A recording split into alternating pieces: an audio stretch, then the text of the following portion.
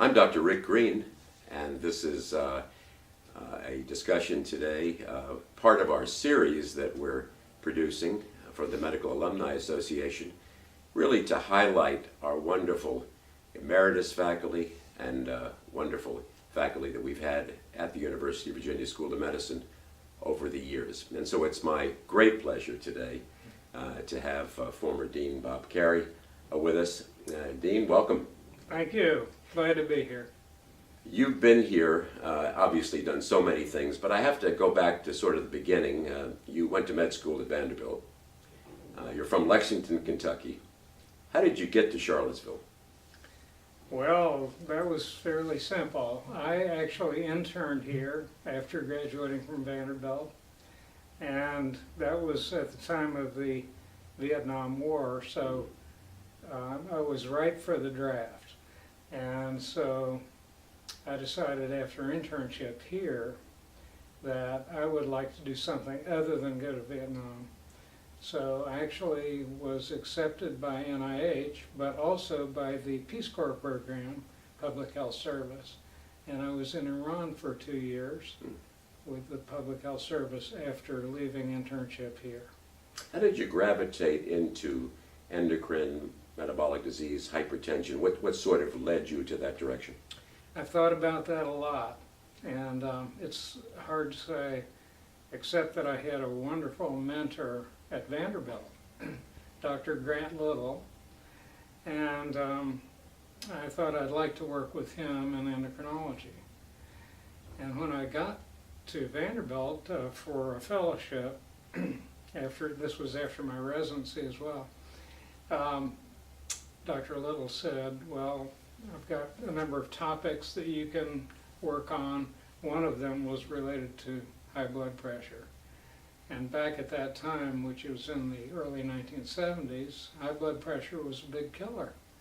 And we didn't have very many answers for it. And so I thought about the importance of hypertension as a public health problem and decided to work on it, A, because my mentor was excellent, and B, because I want to work on something important.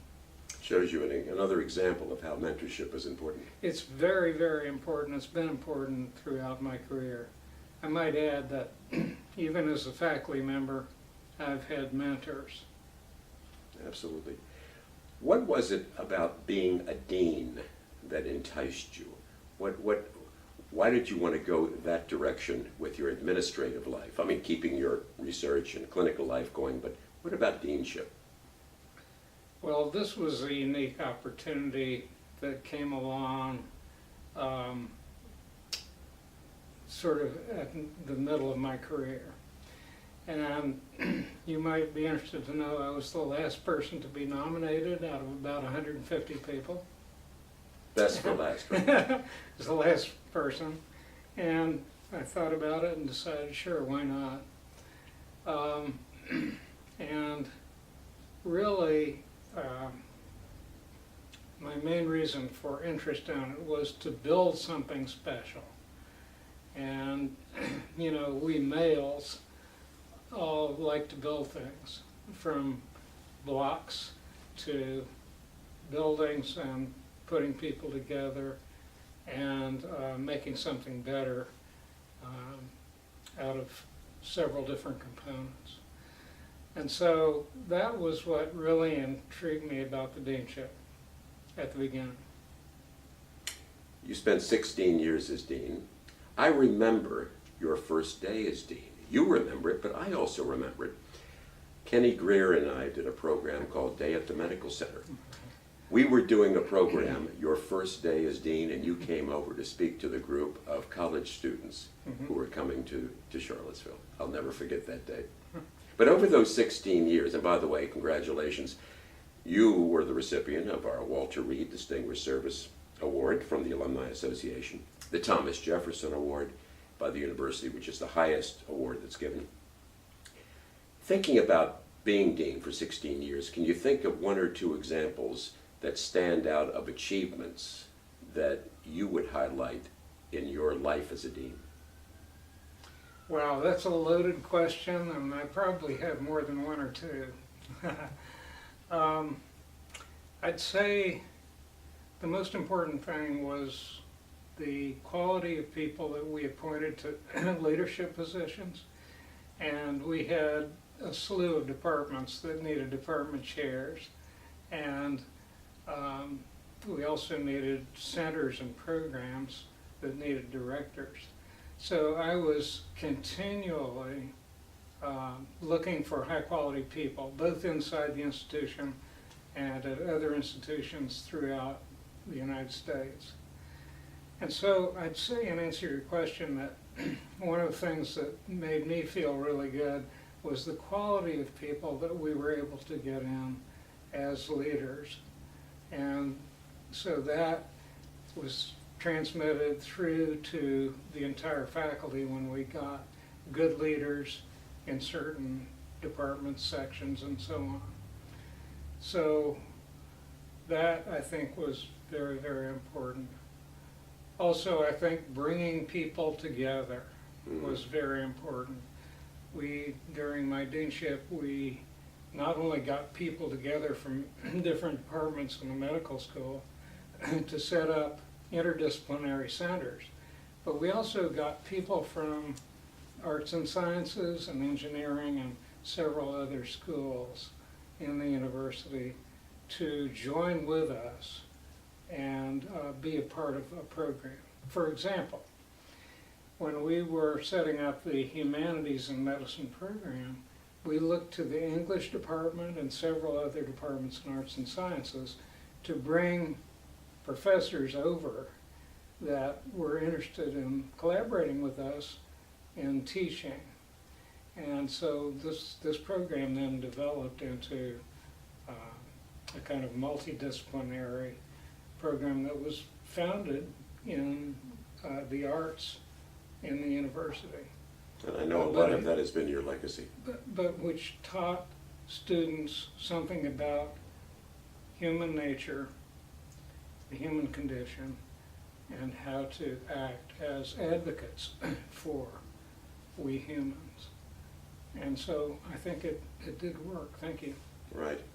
So let's think about post-deanship, post-medicine career. You have many interests. I was fascinated. You were interested in archaeology.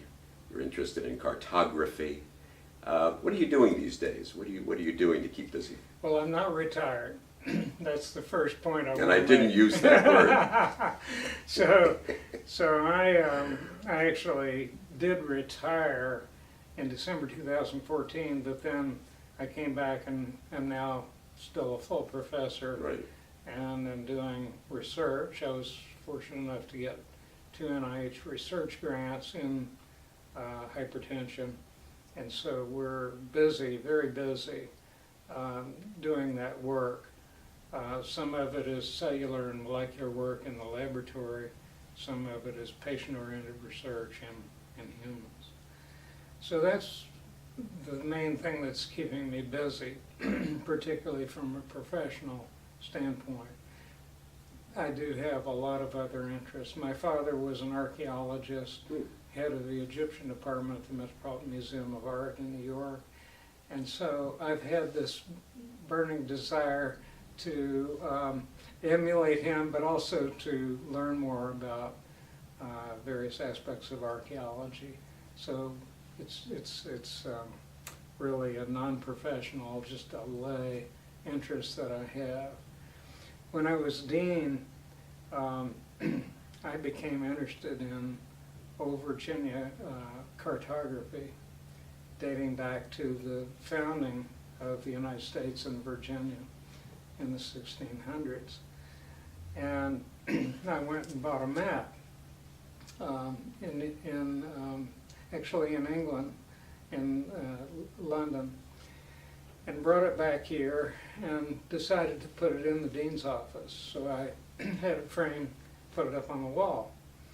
We had a professor that was giving grand rounds, Cy Schwartz. I know him well. And he came in and sat down, and I was supposed to be talking to him about gallbladder disease and biliary surgery and so on. And he looked up at this map that I had just hung up and said, That's very interesting, Fry and Jefferson met. Is that the 1751 or the 1775 edition? And I just about fell out of my chair. But we developed a friendship after that. He's a nationally known expert in cartography. He's written several books.